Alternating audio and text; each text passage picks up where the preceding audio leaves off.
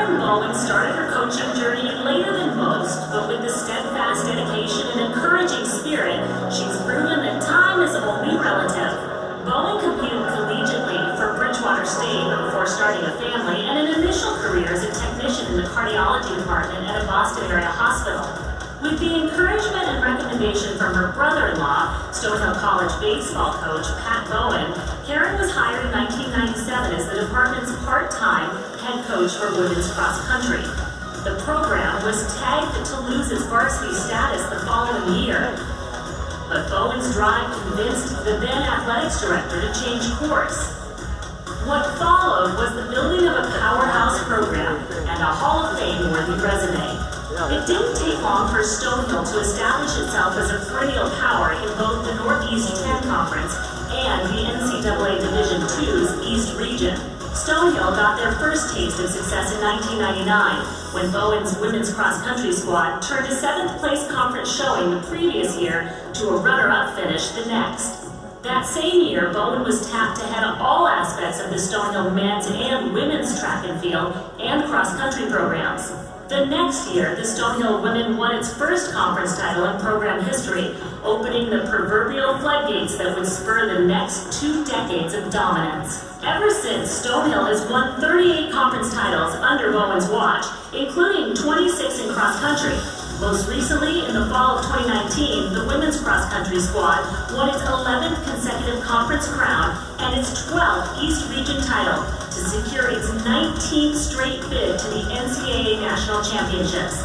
Bowen's men's cross-country squad also made its 17th straight showing at the national meet this fall. Earlier this year, Boen announced that she would be stepping down as head coach of the Stonehill track and field programs, but she is still in command of the Skyhawks cross-country programs, and so the count of titles can still reach new heights. No matter where she has been in her career, Boen has proven that she always does it with heart. Please welcome Karen Boen, 2019 inductee to the USTFCCCA.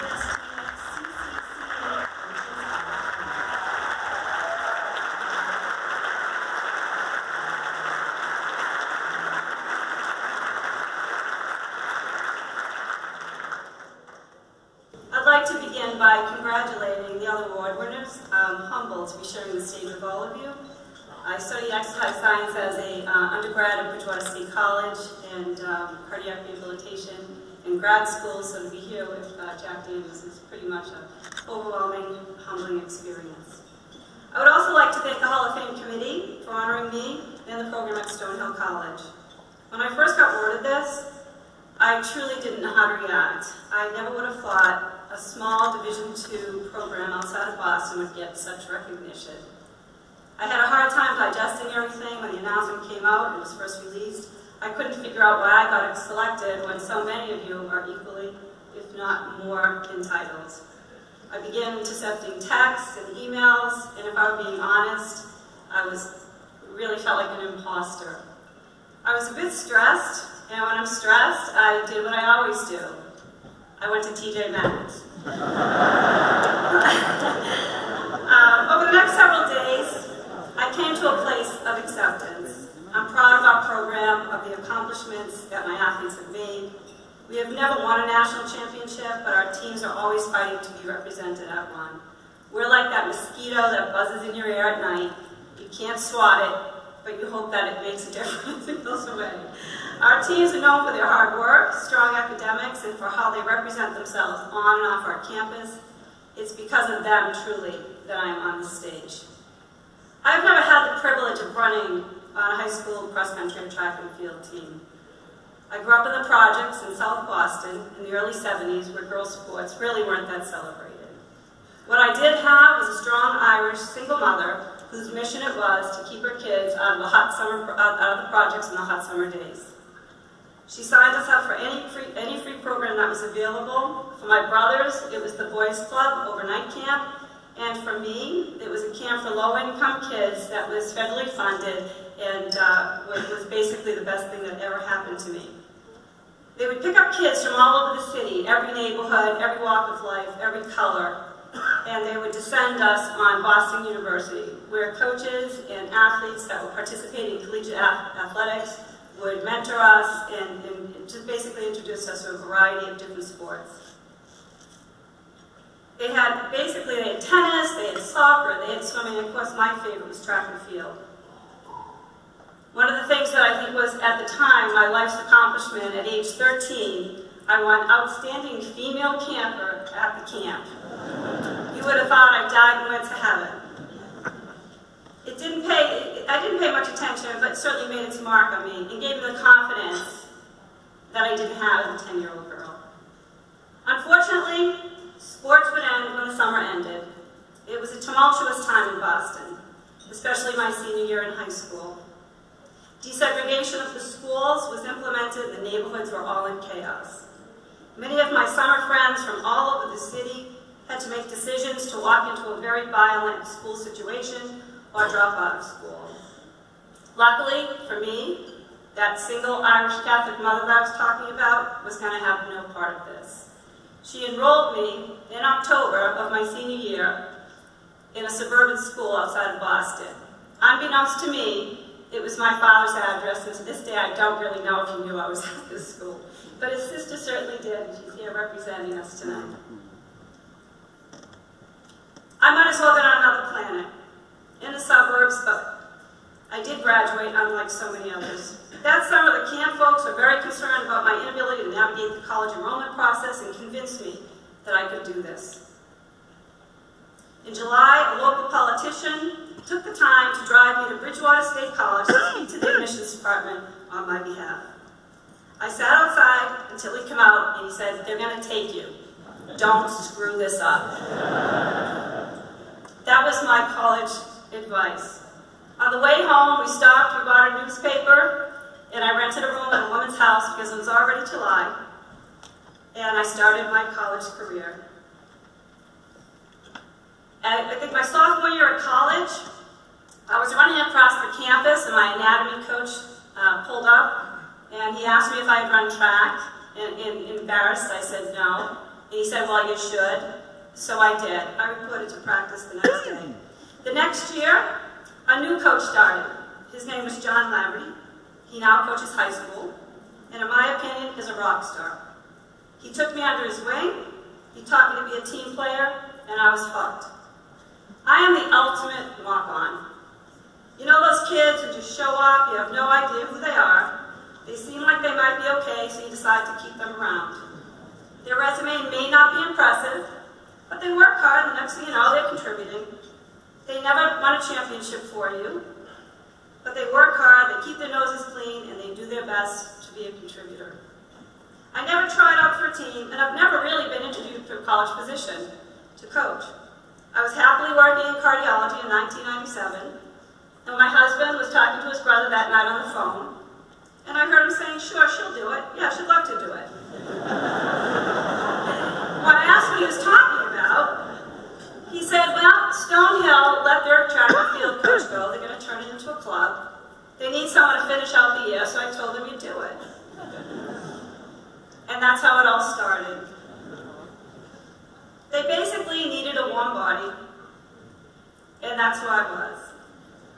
I met, who at the time was the athletic director, Paula Sullivan, a Division II powerhouse basketball coach in her own right, who didn't sugarcoat the situation. Things were pretty dire, and although she wasn't opposed to having the program, in her words, "I don't want to offer a sport where I'm not confident in recommending it to other people."